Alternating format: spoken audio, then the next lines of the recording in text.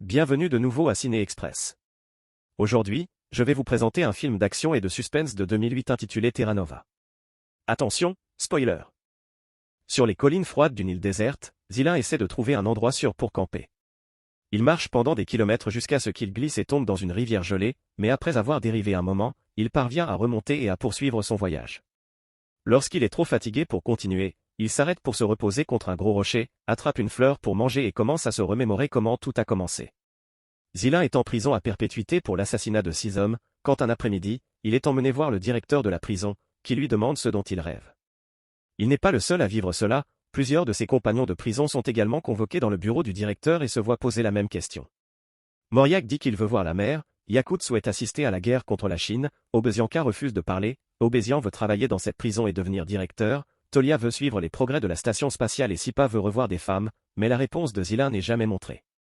Le directeur leur annonce qu'ils ont été sélectionnés pour être transférés dans une colonie pénale, et peu de temps après, tous les prisonniers sont embarqués dans un navire. Tout comme dans la prison d'origine, les prisonniers sont divisés en groupes et placés dans des cellules, bien qu'Obesian se comporte comme s'il était le chef et tue même un homme pour prendre sa place. Lorsque l'écoutille est finalement fermée et que le bateau prend le large, les prisonniers commencent à paniquer, pensant que tout cela a été un stratagème pour les laisser mourir en mer. Alors que les hommes commencent à devenir violents, Zilin se souvient d'une conversation qu'il a eue avec Sipa en prison.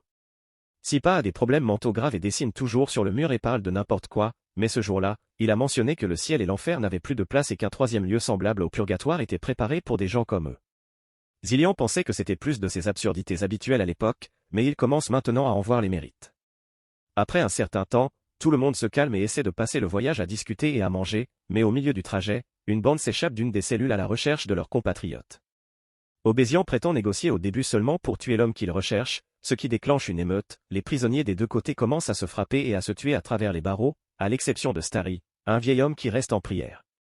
La bagarre ne dure pas longtemps, les gardiens arrivent rapidement et, après les avoir arrêtés avec un coup de semonce, ils lancent une grenade de gaz soporifique pour les assommer tous. Finalement, ils arrivent sur une île déserte, où les prisonniers sont mis en menottes numérotées et laissés sur la plage pour écouter ce que M. Olafsson et Martha, les responsables du projet Terra Nova, ont à dire. Étant donné que la peine de mort est devenue illégale dans tous les pays, les prisons manquent d'espace pour accueillir un si grand nombre de criminels, c'est pourquoi le gouvernement russe a proposé cette terre pour lancer ce projet, financé par des organisations internationales. À partir d'aujourd'hui, les prisonniers sont des colons vivants sous leur protection, et tout ce dont ils ont besoin pour survivre leur est fourni, y compris de la nourriture qui devrait durer 3 mois. Un satellite les surveillera en permanence, et il y a aussi des bouées de communication autour. Ils ont la possibilité de prendre un bateau pour s'approcher de l'une d'entre elles, d'appuyer sur le bouton rouge et de dire ce dont ils ont besoin. Si une lumière verte apparaît, cela signifie que la demande a été acceptée. Obesian n'est pas satisfait de l'idée d'être enregistré, alors il lance un gros rocher en signe de protestation, mais les gardiens le font rapidement reculer avec quelques coups de semonce. Martha précise que les bouées peuvent également être utilisées pour demander à quitter le projet en disant leur nom et la raison pour laquelle ils veulent partir. S'ils le font, ils seront renvoyés en prison. En plaçant les bouées sur la mer plutôt que sur la plage, il s'assure que la décision est bien réfléchie avant de prendre le risque de monter à bord d'un bateau.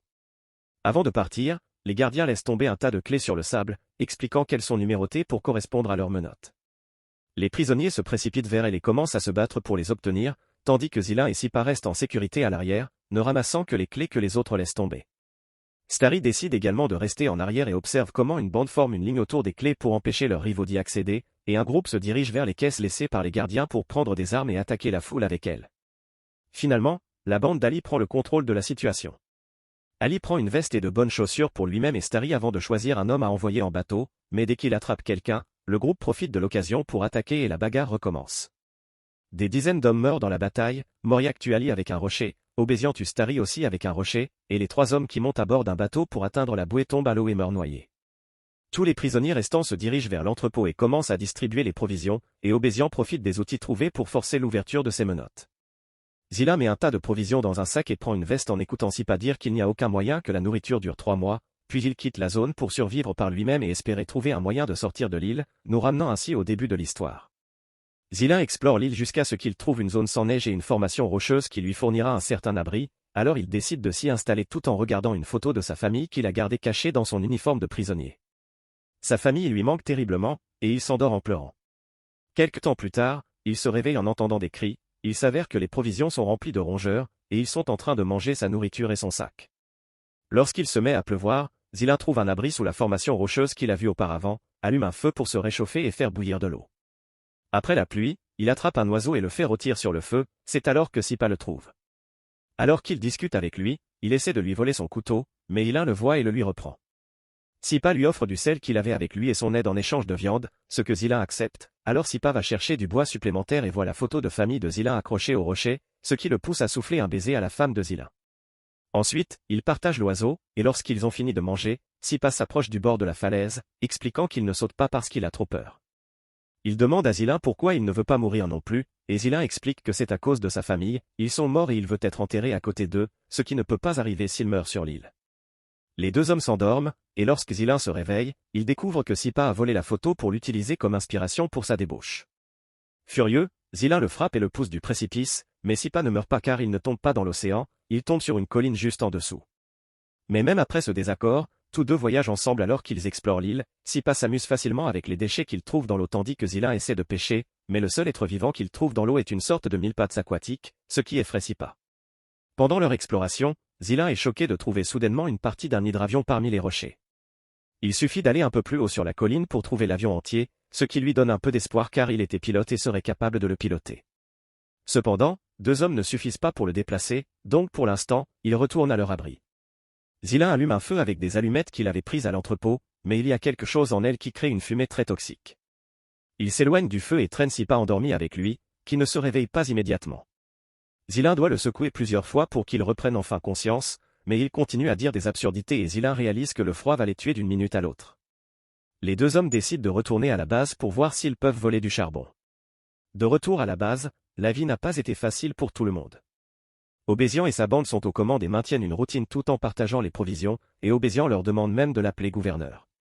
Mais ils gardent tous ceux qui ne font pas partie de leur équipe à l'intérieur des baraquements, ils ne leur permettent de sortir que pour se promener dans une zone close, similaire à de véritables prisons, pendant que Estonnet leur crie dessus depuis la tour de guet.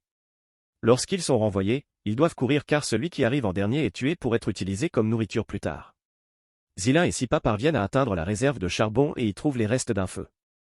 Après avoir marché si longtemps, ils ont presque gelé, alors ils ne peuvent s'empêcher de s'allonger près du feu et de s'endormir. Mais Sipa se réveille rapidement lorsqu'il entend des bruits, la bande arrive avec leur dernier prisonnier à rôtir. Il court se cacher derrière un rocher, mais Zilin est toujours dehors, alors il revient le sauver, mais il n'est pas assez rapide et les hommes d'Obézian les trouvent et les capturent. Les deux sont ramenés à la base, où Obézian tente de décider quelle sera leur punition pour avoir fui avec des provisions à leur arrivée. Yakut tente de leur rappeler qu'ils étaient de leur côté lors du combat sur le bateau, ce qui pousse Estonnet à l'insulter pour s'immiscer. Yakut lui répond en le frappant, ce qui pousse toute la bande à s'unir pour le frapper en retour, ce qui vaut à Yakut une place dans les baraquements avec Zilin et Sipa. Ils se promènent un moment et lorsqu'Estonnet annonce qu'il est temps de rentrer, Zilin reste en arrière, mais Sipa revient pour l'entraîner à l'intérieur avec lui. Ils ne peuvent que regarder l'homme qui reste se faire capturer et être attaché à un poteau, suppliant un peu d'eau comme dernier souhait, alors Sipa a pitié de lui et lui porte une tasse à ses lèvres avant qu'il ne soit tué. Plus tard, avant de se coucher, le groupe discute de la possibilité de se rebeller. Ils ne sont pas sûrs car cela pourrait être dangereux, mais Shram les convainc que cela vaut la peine d'essayer. Le lendemain matin, Tolia montre à Obezianka qu'il a installé un piège secret dans son atelier pour attraper d'éventuels voleurs. Après que le groupe ait fait sa promenade quotidienne, Estonnet essaie de les faire rentrer pour jouer comme d'habitude, mais seuls deux hommes courent, les autres restent en arrière et se rassemblent tandis que Yakut lance un caillou sur Estonnet pour le faire taire. Zilin s'approche d'Obézian et lui propose un marché, s'il les laisse aller vers la bouée et demander de la nourriture, il lui dira l'emplacement de l'avion qu'il a trouvé. Obézian accepte et ouvre la porte pour les laisser sortir. Pendant que Tolia et Zilin partent avec deux autres hommes sur le bateau, Obézian demande à ces hommes s'ils savent quelque chose sur Zilin, et c'est ainsi qu'il apprend qu'il était pilote, que sa famille est morte dans un crash d'avion, et qu'il est allé en prison pour avoir tué des répartiteurs de vol à l'aéroport avec un fusil. Ce crime a été classé comme meurtre en état d'agitation émotionnelle grave, ce qui fait penser à Obézian que Zilin a une conscience coupable. Dès que le bateau est suffisamment éloigné, il ordonne au groupe de retourner dans les baraquements, annulant ainsi son accord. Yakut tente de les confronter, mais il est immédiatement tué, alors Obézian attrape un autre homme avant de déclarer que le jeu est de nouveau ouvert. Le groupe ne peut que courir vers les baraquements car un combat serait une très mauvaise idée car les hommes d'Obézian sont armés. Pendant ce temps, en mer, l'un des hommes tombe du bateau, mais il le rattrape juste à temps et le remonte. Tolia atteint la bouée et demande de l'aide, mais elle est cassée, et même ses outils ne pourront pas l'aider. Il retourne à terre et Zilin dit à Obézian que la nourriture est en chemin, mais Obézian ne le croit pas car il n'y avait pas de signal de confirmation. Tolia lui rappelle l'existence de l'avion, mais Obézian ne croit pas non plus que cela soit vrai, mais cela inspire Obézianka à se déplacer avec les bras ouverts comme un avion. Obézian trouve cela distrayant et l'attrape par le cou, alors Tolia en profite pour l'attaquer par derrière et le tuer. Deux autres membres de son groupe, Amurbek et Arzanov, tuent le reste de leur bande et regardent Estonnet s'enfuir avant qu'il ne puisse le capturer lui aussi. Il demande à Zilin que faire ensuite, et il leur demande de libérer les hommes des baraquements car ils jurent que la nourriture arrive et qu'ils n'ont simplement pas vu le signal car il était cassé. Les hommes sont sceptiques à ce sujet et lui rappellent qu'ils ont maintenant beaucoup de cadavres à manger plus tard, mais Tolia pense qu'ils devraient les enterrer. Zilin leur rappelle également l'avion, alors Amurbek et Arzanov acceptent enfin. Ils libèrent les prisonniers et leur disent qu'ils attendront quelques jours que la nourriture arrive, mais qu'ils ne s'utiliseront plus les uns les autres comme nourriture, donc tout le monde doit rester calme et coopérer. Ils enverront également un groupe pour sauver l'avion, qu'ils mettront dans un hangar qu'ils construiront et répareront lentement pour s'échapper plus tard. Soudain, Sipa interrompt leur plan en affirmant qu'il n'y a pas de satellite tout en écrivant un message de détresse avec du sable et 3 corps. Plus tard, Estonnet revient à la base, et en raison des nouvelles règles qui stipulent qu'ils doivent maintenir la paix, ils décident d'ignorer ce qu'il leur a fait pour l'instant et de partager leur nourriture avec lui quand même. Zilin guide un groupe d'hommes vers l'avion, et leur humeur s'améliore grandement lorsqu'ils voient qu'il disait la vérité. Ensemble, ils le démontent pour un transport plus facile et ramènent les pièces à la base. Finalement, Martha arrive sur l'île avec un groupe de gardes. Ils utilisent du gaz pour éloigner les hommes, mais ils autorisent Zilin à venir lui parler et discuter de la liste des choses qu'ils ont demandées. Elle est confuse quant à la raison pour laquelle ils demandent du gaz, et il explique que c'est pour les générateurs, qui sont censés fonctionner à l'énergie éolienne mais qui ne fonctionnent pas pendant la nuit polaire. En réalité, ils veulent le gaz pour l'avion. Zilin profite de l'occasion pour demander pourquoi ils n'ont pas répondu au message de détresse de Sipa, et Martha explique que leur satellite est de type infrarouge, ils voient la chaleur. Ils peuvent donc localiser les personnes et les réchauds, mais pas les mots. Elle veut aussi savoir ce que les gens faisaient si loin de la base il y a quelques jours, et il lui dit qu'ils pêchaient. Il ne le croit pas car il n'y a pas de poissons dans la région, donc il ment à nouveau en leur disant qu'ils ont mangé ces créatures ressemblant à des mille pattes, ce qui la choque beaucoup. Ils veulent aussi savoir combien il reste des 206 colons d'origine, ce qui semble suspect à Zilin car ils devraient pouvoir le dire avec leur satellite. Il leur dit qu'il en reste 87, et beaucoup sont malades, mais personne ne veut abandonner le projet et retourner en prison. Avant de partir, Martha lui dit qu'il a le droit à une demande personnelle, alors il lui remet quelques feuilles de papier lui demandant de bien s'occuper du groupe. Une fois que les gardes ont livré les nouvelles provisions, Zilin et ses hommes essaient le gaz dans l'avion caché dans le hangar et confirment avec joie que ça fonctionne. Ensuite, ils regardent un nouveau groupe de prisonniers américains arriver alors que les gardes et Martha quittent l'île. Ces prisonniers ont aussi un chef, un homme très grand que Zilin essaie de saluer. L'homme ne lui serre pas la main, en fait, il frappe Zilin, ce qui déclenche une bagarre entre les deux camps. La rencontre est brutale et personne n'hésite à tuer, donc Sipa l'entraîne avec lui pour le cacher dans l'atelier. L'un des Américains tente de les suivre, mais il tombe dans le piège de Tolia et meurt instantanément. Arzanov se bat contre le chef américain et se fait dominer, mais avant de se faire tuer, Amurbek intervient et tue le grand homme alors que les bâtiments autour d'eux prennent feu. Tout cela est observé par les responsables du projet. Lorsqu'ils réalisent que la situation est enfin hors de contrôle et que plus de 40% de la colonie a été tuée, Martha appelle le bureau central et on lui dit de procéder avec le code Neki d'Islande, ce qui envoie un groupe de gardes sur l'île qui tire sur tous les prisonniers restants pendant que Martha brûle les lettres de Zilin. Heureusement, quelques hommes sont encore en vie grâce à leur cachette dans les montagnes ou le hangar, Zilin, Sipa, Arzanov et Tolia.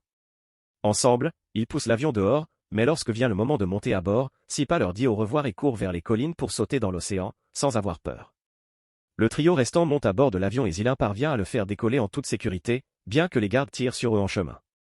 Ses deux compagnons meurent, mais Zilin n'est pas touché par les balles, alors il s'envole vers sa liberté. Si cette vidéo vous a plu, vous aimerez également ces autres vidéos.